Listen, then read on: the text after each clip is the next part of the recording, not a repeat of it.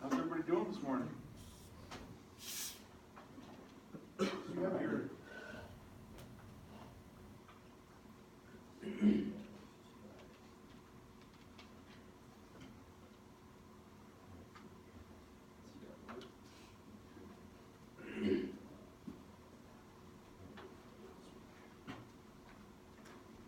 we know why.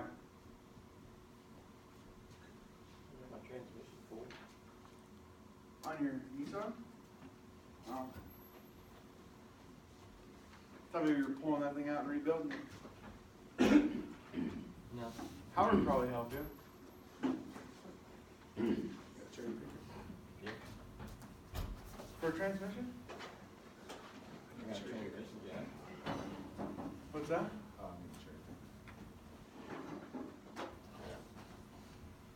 What, oh, that Saturn engine? Did you get yourself another one? How many miles are on the one at Rapid Import?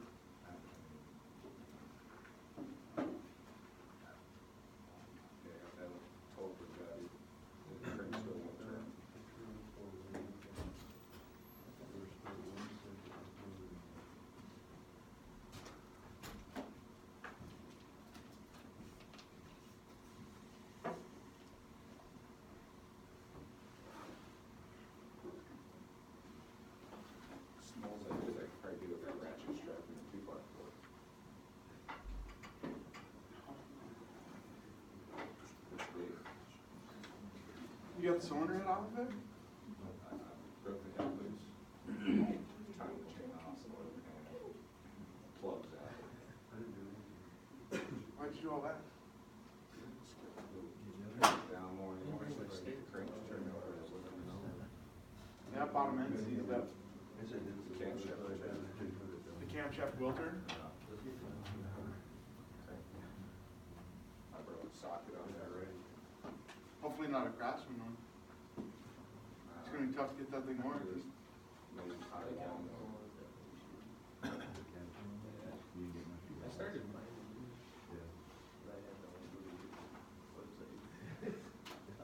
Last couple of weeks I've been struggling to get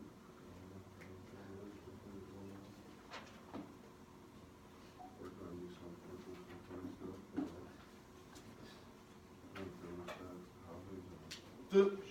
Finn, did you talk to Doyle about doing that AC class? We've got to inform Martha by today, so. I'll let you know after possible action. I think you were the only one in here that wanted to go, but Yeah. is it AC class?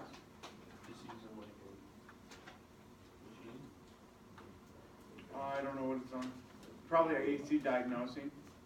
You usually don't go to a class on just how to use a machine because that's what they believe is common knowledge. So it'll be like, what happens when your high side pressure is too high? What happens when your low side pressure is too low? What are some common problems that we're finding? How many tweeter heads are installing compressors incorrectly, causing them to prematurely fail? That's usually what the class is about. And then if there's any new updates, like they just went to a new AC machine. 2012 we had new AC machines, and now we have another new AC machine because it has to be 1, 2, 3, 4 compatible. And you have to have separate machines for 134 and 1, 2, 3, 4.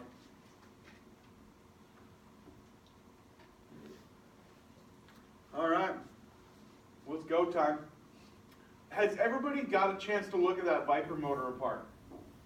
They wanted to look at it. Does anybody know what the reason for pulling that apart was? Show you that there's nothing spectacular in there, is there? It's just like any other engine. But changing the height of that piston a couple thousandths of an inch makes a huge difference on compression ratio, which is going to give us more power. The phasing of the cam lobes is going to change dramatically, but they're not things that you can visually see. If you look at a 150 horse small block Chevy tore apart and that V10 Viper motor torn apart, you can't really tell a lot of difference for performance aspects. It's all in theory is how that horsepower is generated. So if you want to look that over, get over there today, look through it. We'll probably throw that thing back together next week. The other thing is we have today and next week left, and then the following week will be our final. So that Friday we'll come in here, we'll do a written and a lab final. So we'll have to be moving right along that day. We've got valve adjustments that need to be done yet. So if you haven't done valve adjustments, hydraulic and mechanical, we need to get those done. If we haven't done a head gasket, talk to me. If you've got a small engine still torn apart or you partially tore one apart, let's get that back together. Make sure that you guys are familiar with compression leak down testing. Those are both things that were supposed to be done in this class, but we've been doing them in both classes. What else is there? What other questions do you guys have?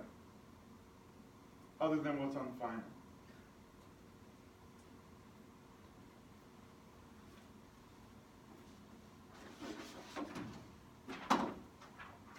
Nothing, huh? Alright. So today's lecture is going to be on coolants.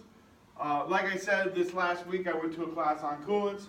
This was my prepared lecture for last week, but now I'll have a couple extra things to add into it as we go through it. So antifreeze boils and freezes quicker than tap water.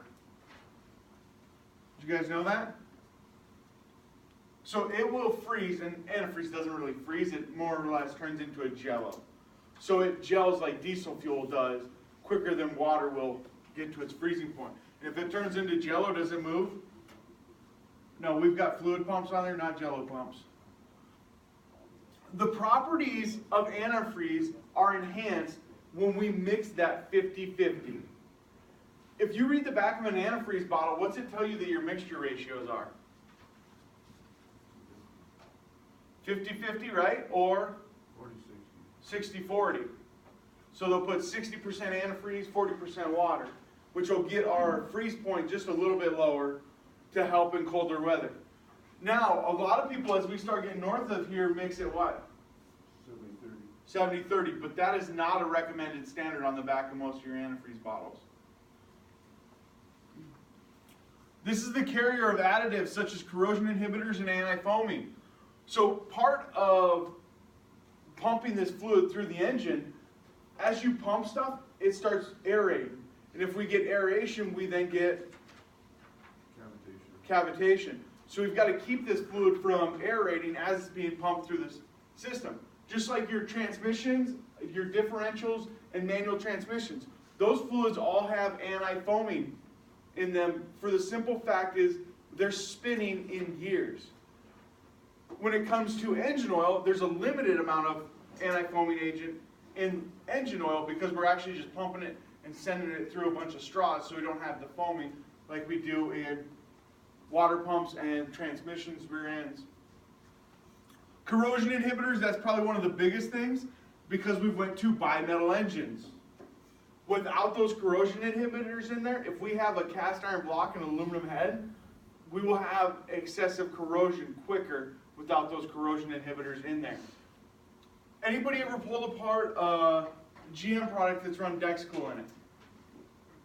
And then when you look at the ports, they're all white and wallered out? Why is that?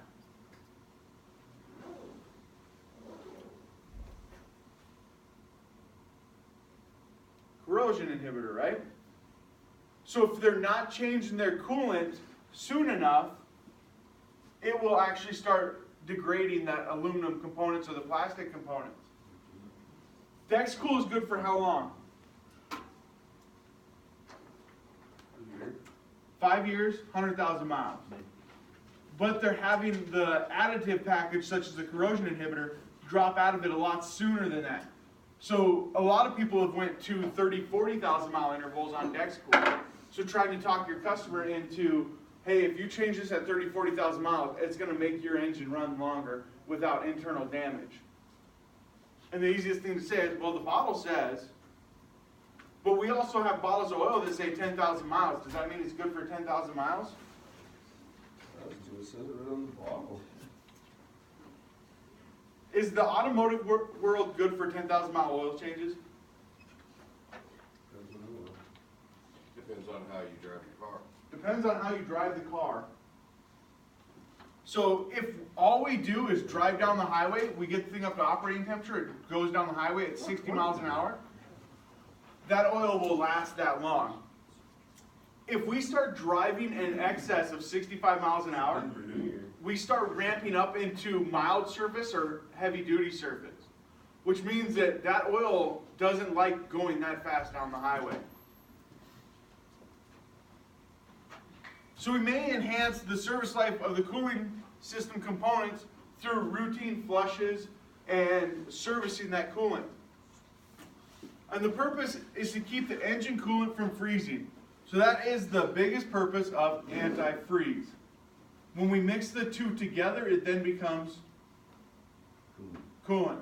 In the bottle, it's antifreeze, tap water, bring them together, they become coolant. It's kind of like cement and concrete, right? Our first type is inorganic acid technology, IAT. So because we run into so many acronyms in our world, I'm trying to point out a couple of them in the coolant industry, and IAT is going to be the first one.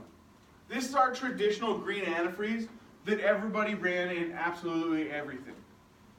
You used to be able to go to the parts store, and that's all they carried was green antifreeze. And about 20 years ago, that changed into every color of the rainbow. This can either be ethylene or propylene glycol. What's the difference between the two? Extended life is the ethylene. We can have extended life or standard life in ethylene glycol. We can have standard life or extended life in propylene glycol.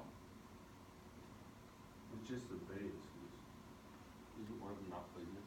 This one is less toxic. Who can tell me why antifreeze is dangerous? Because it's sweet.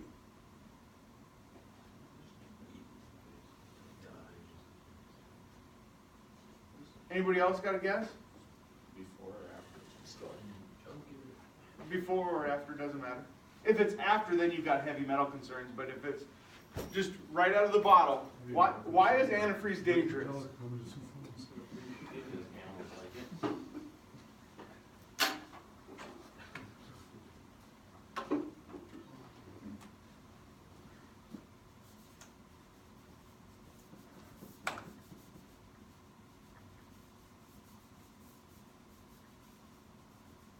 Animals die. Doesn't kill them if it's propylene, isn't it? Enough of it will. Okay, think about my question here for a minute. Why is antifreeze dangerous?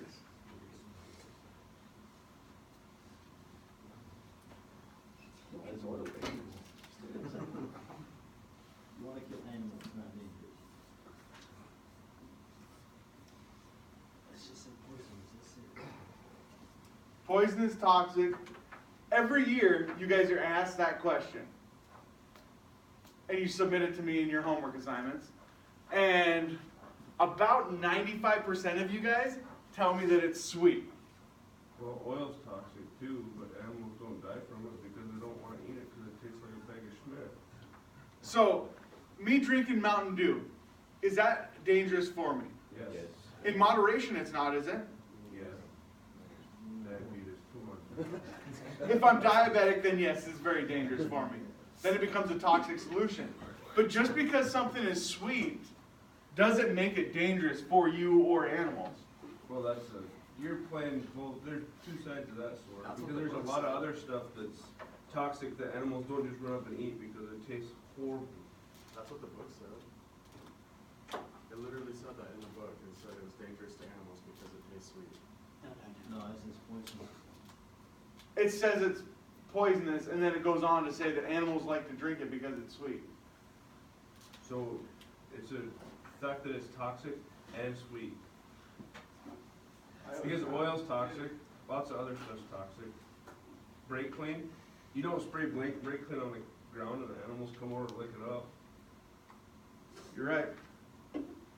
But animals also go eat roadkill. Yeah, so? They live so through that. people. How do you know that's not sweet? If you saw what Antifreeze? your crime cut steaks look like before they cut all that mold off so you could eat it, you'd understand why they eat roadkill, because so do you. Antifreeze is dangerous because it is toxic, not because it's sweet. Service life of green antifreeze is going to be 2 years, 30,000 miles. So real short lifespan on this stuff. If you're putting green in your car, plan on flushing it within 2 years. Organic acid technology, OAT, which is pretty much the first LLC, which is long life coolant, or extended life coolant in North America. It found its commercial use in 1994, and it is now in orange, red, green, blue, and pink colors. So you will find it in those 5 colors as a standard color for them. These can be either ethylene or propylene glycol. The service life on it is 5 years, 150,000 miles. And if you're in the on-road truck world, it's 5 years, 500,000 miles.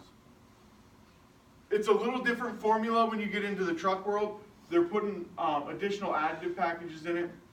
And in the truck world, at 2 years, or 2.5 years essentially, 250,000 miles, you have to test it to find out where the additive package is sitting, and then you add additive to it.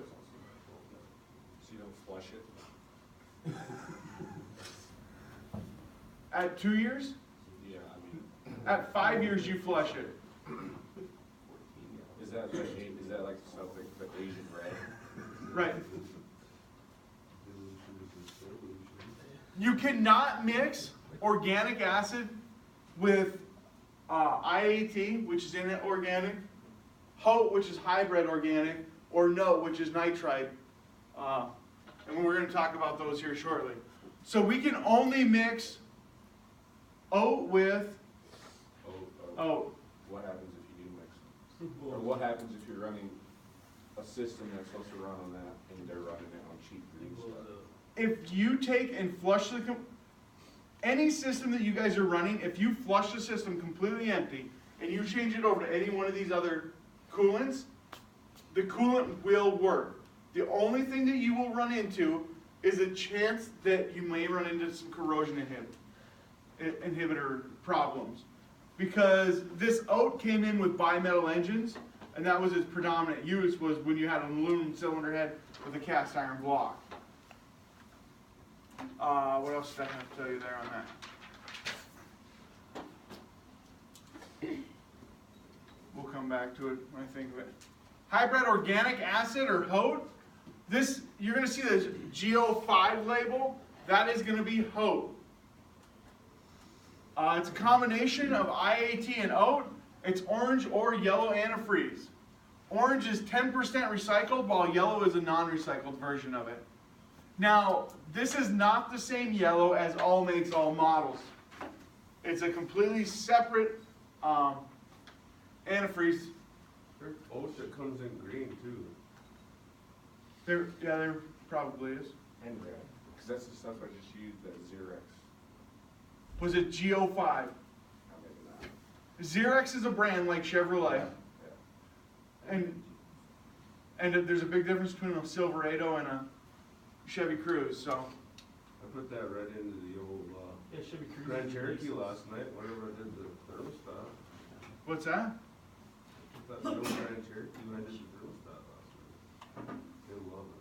Service life is going to be 5 years, 150,000 miles, or 5 year, 500,000 mile in on-road truck applications. There is a marketing designation for this, which is GO5. In the heavy-duty truck world, you will see some of these coolants marketed as ELC.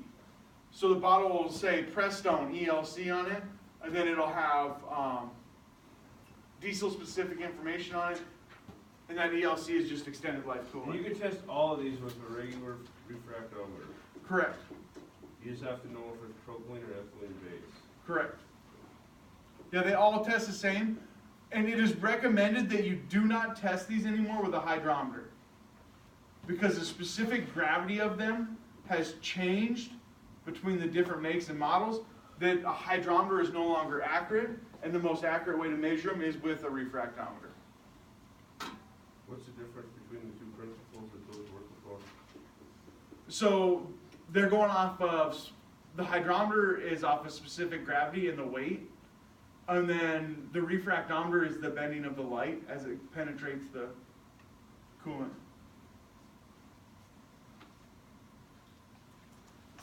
This should not be mixed with other coolants. So even though it is a combination of inorganic and organic, you cannot take regular green and dump it into this, and you can't take oat and dump it into this.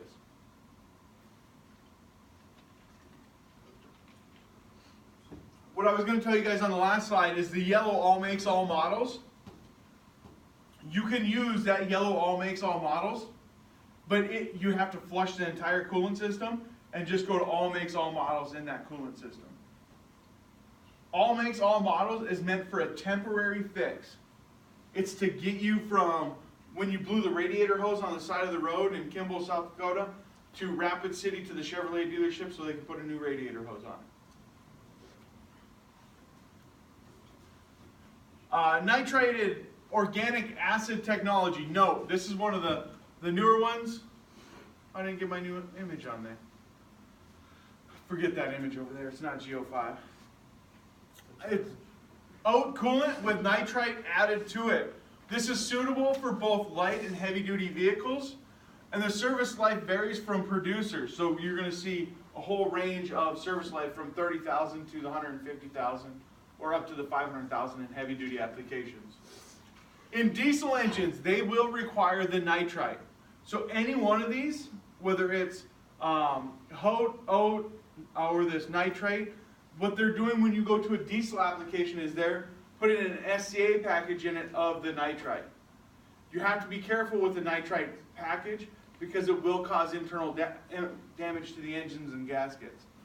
So you need to test this stuff before you just throw on a coolant filter with SCAs in it and oversaturate the system. Antifreeze is clear when it is manufactured, which requires the dyes to be added to get the color. So antifreeze is clear. It's kind of like propane, does not have a smell in its natural aspect, but they add a smell to it. Coolant doesn't have a color. They add dyes to it, and that's how we get red, green. So the colors mean nothing, right? It's just whatever Honda felt like making today, they produced. When Volkswagen came out with theirs, they said they wanted purple, so they made it purple.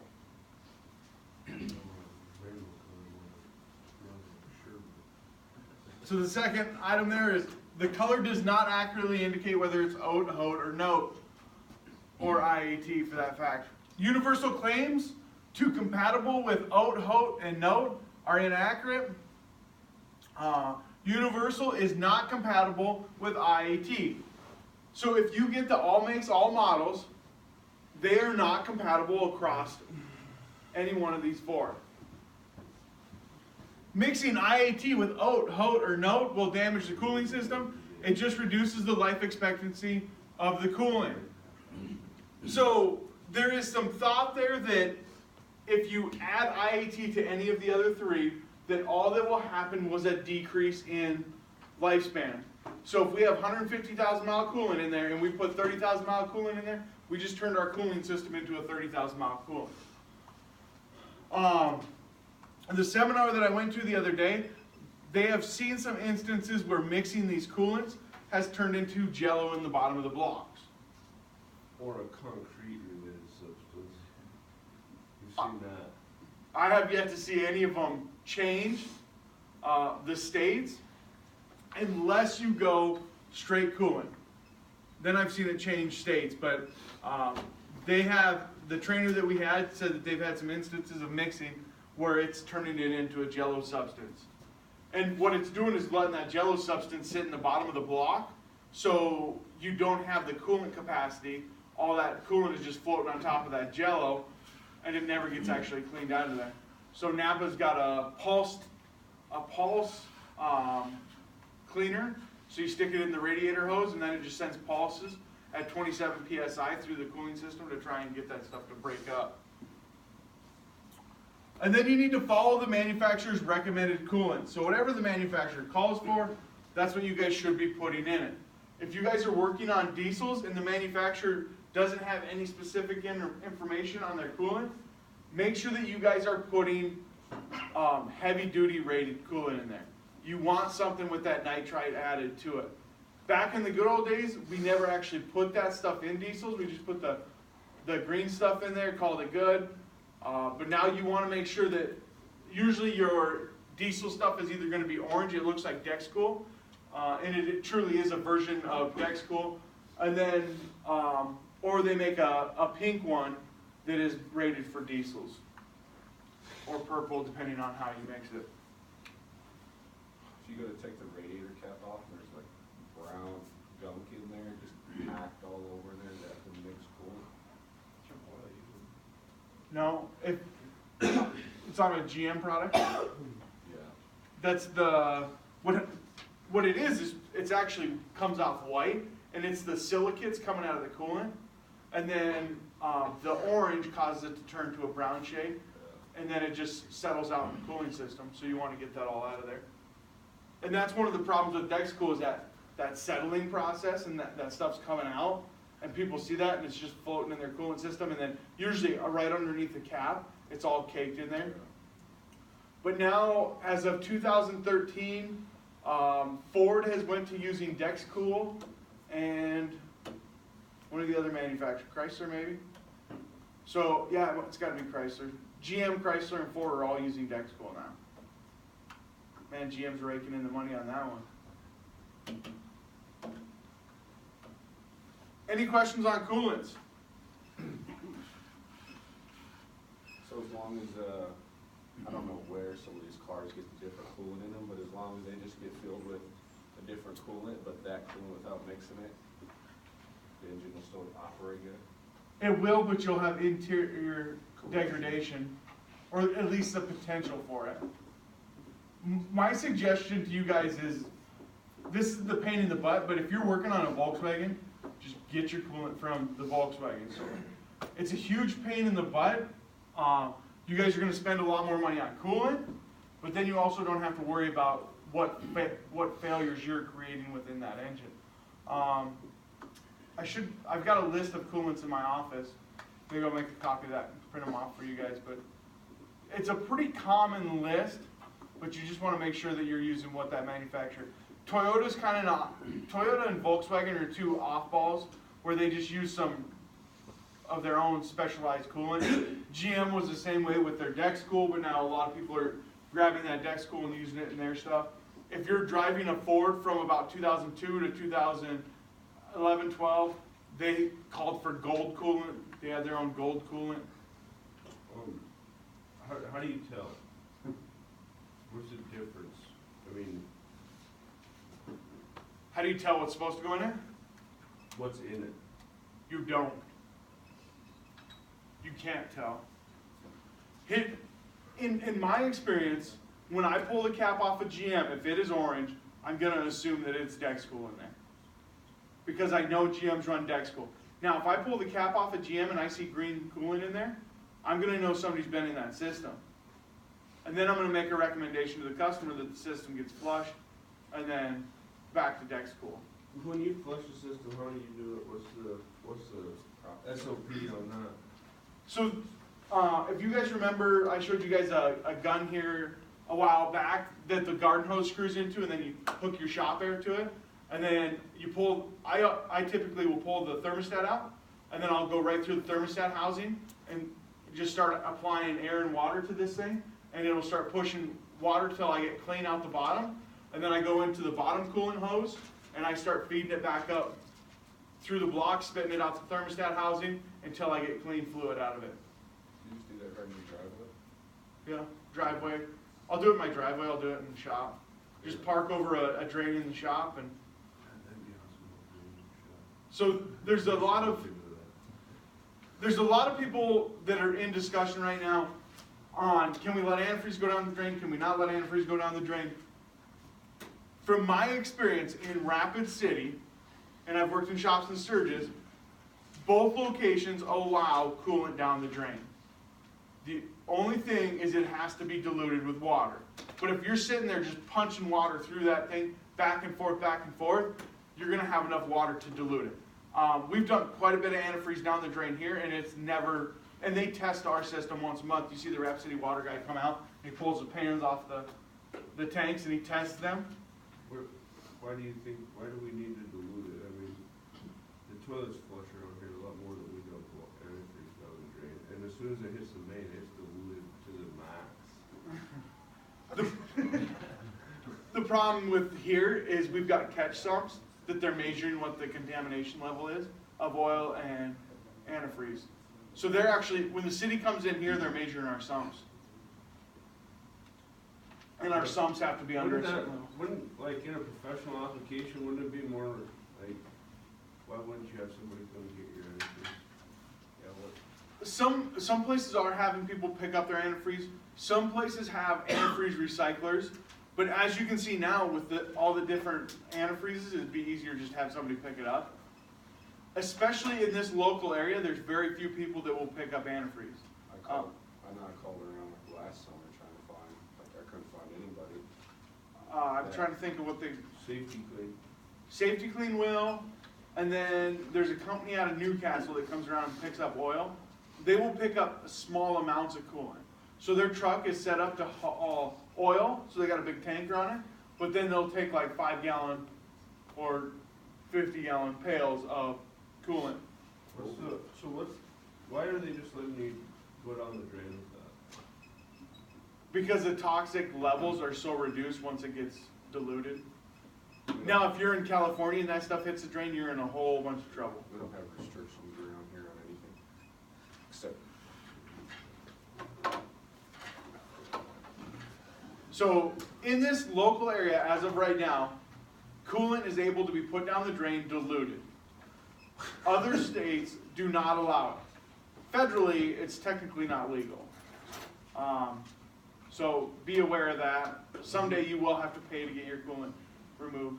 But the downside of this whole thing is when you go to flush a vehicle, it's real easy to catch the coolant that comes out of the radiator. But when you flush an automotive engine, you're going to get another gallon of coolant out of that thing. When you flush a heavy-duty truck motor, you're going to get another 2-3 gallons of coolant out of that thing. You can't catch all of that. Otherwise, you're going to give the coolant recycler 10 gallons of water for every 1 gallon of coolant that you give them. It's just not able to be done efficiently.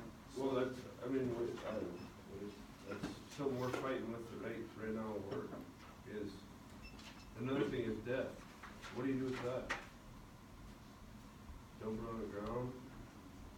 Don't dump it on the ground. Or what do you do with it? Unless you want a white shop floor. Well, no, I wouldn't dump it on my shop floor. I, Dump it in the urinal, I mean, essentially that. it's a little different. So what are they doing in bigger cities with coolant? They have a recycling? They have a recycler that comes around and picks it up. And then you pay for it. Yeah, you pay to get rid of it, but just like everything else, you pass the cost to the customer, and that's the only way to afford to do it.